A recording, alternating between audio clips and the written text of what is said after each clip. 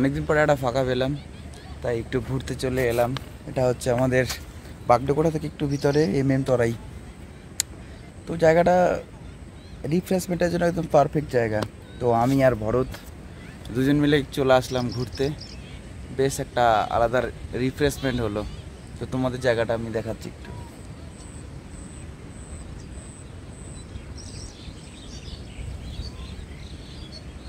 এই যে প্রায় সূর্যাস্ত যাওয়ার মুহূর্ত, একটু পরে সূর্য ডুবো ডুবো ভাব, একটু পরে হয়তো ডুবে যাবে।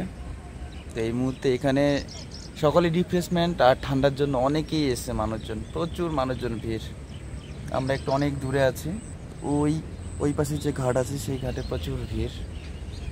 তো এমনিতে তো ব্লগ করার সময় হয় না, তো ওটা মিনি ব্লগ ভাবছি তোমাদের দেখিয়েই দেই।